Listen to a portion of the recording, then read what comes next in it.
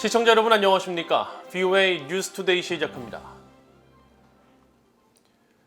북한의 사이버 범죄가 지속적으로 벌어지고 있는 가운데 백악관 고위 관리는 북한이 악의적 사이버 활동으로 수익을 추구하는 범죄 조직이라고 비판했습니다. 특히 북한의 이런 범죄 활동을 차단하는 것은 미국의 주요 우선순위라며 이를 위해 국제적 협력이 필요하다는 점도 강조했습니다. 첫 소식 박형주 기자가 보도합니다. 백악관 국가안보회의 NSC의 앤 뉴버거 사이버 신기술 담당 부보좌관은 20일 미국 민간연구소인 아스펜이 주최한 안보 포럼에 참석해 북한의 악의적 사이버 활동 문제를 지적했습니다. 특히 북한의 조직적인 암호화폐 탈취 사실을 거론하면서 북한은 국가를 가장한 범죄 조직이라고 비판했습니다.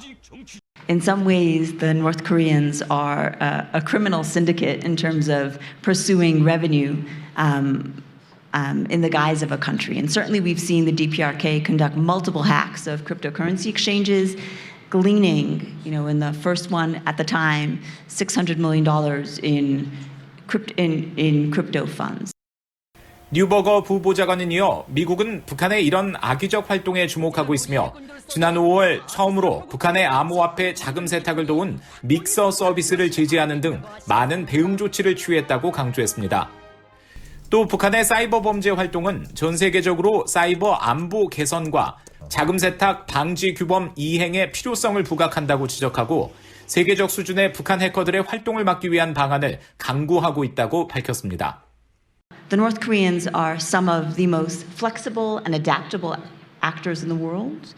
So we're working to come up with even more ways to make it riskier, harder, and more costly for them to execute their operation. 암호화폐 탈취 등 사이버 범죄 활동이 북한의 주요 제재 회피 수단으로 부각되는 가운데 미국 정부는 이를 방지하는 데 집중하고 있습니다.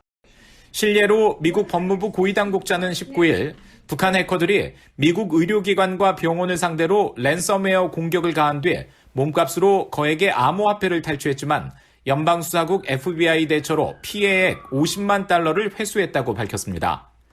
뉴버거 부보좌관은 이날 바이든 행정부가 지난해 10월 36개국과 함께 국제 랜섬웨어 대응회의를 개최한 사실을 거론하면서 이런 사안은 국제적인 문제이며 특히 전 세계 중소기업의 재정과도 연관된 문제라고 강조했습니다.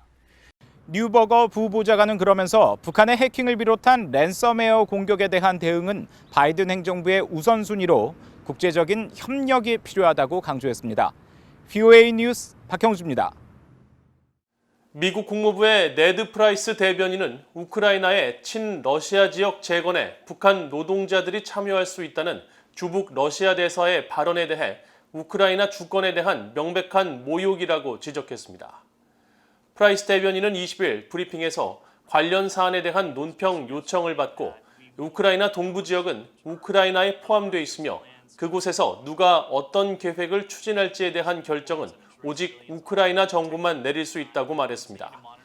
프라이스 대변인은 이어 제닛 옐런 미국 재무장관이 한국을 방문해 대북 제재를 논의했느냐는 질문에는 즉답 대신 옐런 장관이 추경호 경제부총리 등을 만나 양국의 경제 협력 방안을 논의했다고 밝혔습니다.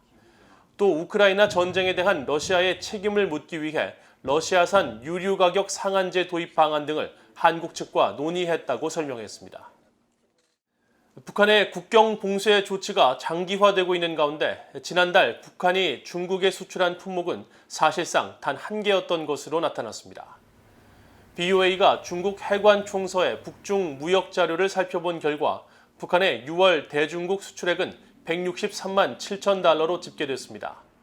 이 중 북한과 중국의 합작 수력발전소에서 생산된 전기를 제외하고 1,000달러에 불과한 수입품을 제외할 경우 실제 북한이 수출한 품목은 페로실리콘 59만 5천 달러어치가 유일했습니다. 이런 가운데 북한의 대중 수입액은 전달인 5월에 비해 소폭 증가했습니다. 중국 해관총서에 따르면 북한의 6월 대중 수입액은 1,934만 달러로 5월에 1,451만 달러보다 약 500만 달러 높아졌으며 이 기간에 북한은 밀가루와 화학조미료 등 소비재 품목과 의약품 수입을 크게 늘린 것으로 나타났습니다. 미국 상원 외교위원회에서 북한 인권법 재승인안이 통과된 뒤 이 법안을 주도한 공화당의 마르코 루비오 상원의원이 김정은 정권 아래 북한 주민들의 인권 위기는 계속되고 있다고 지적했습니다. 루비오 의원은 특히 북한 정권을 반대하는 세력에 대한 미국의 지지는 확고해야 한다고 강조했습니다. 이조은 기자가 보도합니다. 상원 외교위원회가 북한 인권법 재승인 법안을 통과시킨 19일 공화당의 마르코 루비오 상원 의원은 VOA에 성명을 보냈습니다. 루비오 의원은 성명에서 권위주의는 항상 대대적인 파괴와 집단 탈출, 고통으로 이어지고 있으며 북한도 다르지 않다고 지적하면서 북한 안팎에서 김씨 정권에 반대하는 세력에 대한 미국의 지지는 확고해야 한다고 강조했습니다. 이어 미국의 이런 지지에 필요한 지원이 재승인될 수 있도록 상원 의원들이 본회의에서도 북한 인권법 재승인 법안을 신속히 통과시킬 것을 촉구했습니다. 법안은 외교위원회를 통과해 현재 본회의로 회부된 상태입니다. 루비오 의원실은 이날 보도자료를 통해 북한 인권법의 중요성을 거듭 강조했습니다. 북한 인권법은 지난 2004년 김정일 정권 아래 자행된 북한 주민들의 처우에 대한 국제적인 항의에 따라 처음 통과됐으며 김정일의 후계자이자 그의 아들인 김정은 체제 아래 북한의 인권 위기는 계속되고 있다고 지적했습니다. 특히 김정은 정권은 식량 공급을 제한하고 주민들에게 노예 노동을 강요하고 있고 외부 언론의 접근을 제한하며 탈북민들의 강제 송환을 요구하고 있다고 비판했습니다.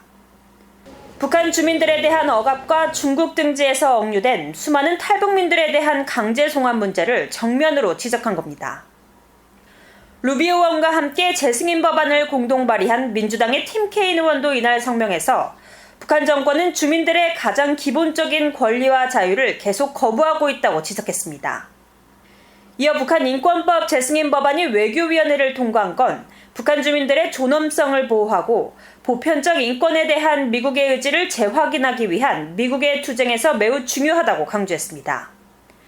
케인 의원은 그러면서 북한 인권법 재승인 법안이 의회의 최종 관문을 넘도록 동료 의원들과 계속 협력할 것이라고 밝혔습니다. VOA 뉴스 이조은입니다.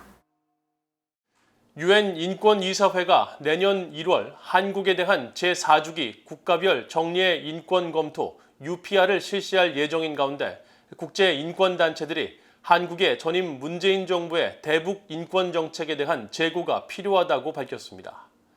세계 100여 개국 인권 상황을 감시하는 휴먼 라이츠 워치는 이달 초 유엔 인권이사회에 제출한 한국 UPR 보고서에서 전임 문재인 정부가 제정한 이른바 대북전단 금지법이 한국에서 북한 주민들에게 정보와 아이디어를 보내는 탈북민과 시민사회 단체들의 활동을 엄격히 제한하고 있다고 지적했습니다.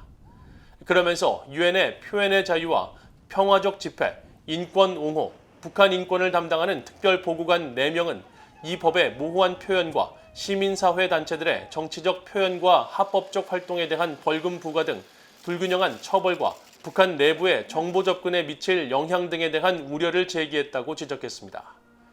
세계 최대 인권단체인 국제 앰네스티도 최근 제출한 보고서에서 이 단체가 과거 대북전단 금지법이 표현의 자유를 과도하게 제한할 수 있다는 우려를 표했고 금지 행위 구성에 관한 모호성과 엄중한 처벌 가능성에 대해 지적했다고 밝혔습니다.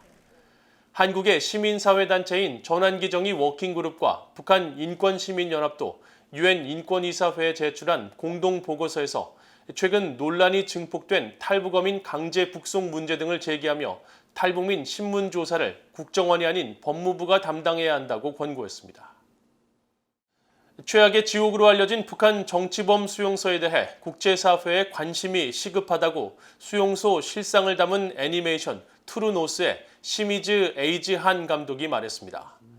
제일교포 4세인 시미즈 감독은 18일 VOA와의 화상 인터뷰에서 지난 12년 동안 탈북민 40명을 만나본 결과 21세기 최악의 인권 탄압이 북한 정치범 수용소에서 벌어지고 있다는데 큰 충격을 받아 작품을 제작하게 됐다면서 관객들은 북한 인권 유린 실상의 증인이 됐으면 좋겠다고 말했습니다.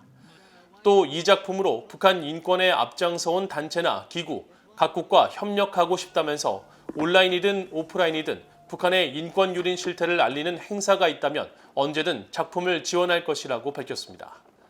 일본과 한국에서 개봉되고 지난 15일에는 미국 국무부에서도 상영된 트루노스는 북한 정치범 수용소에서 살아가는 한 가족의 이야기를 그려낸 94분짜리 애니메이션으로 정치범 수용소에 수감됐던 탈북민과 수용소 간부 출신 등 탈북민 40명의 증언을 바탕으로 수용소 내 강제 노역과 폭행 등 잔혹한 북한 인권 탄압 실상과 이런 환경 속에서 비치된 수감자들 간의 가족애와 인간의 사랑, 연민, 우정 등이 담겼습니다.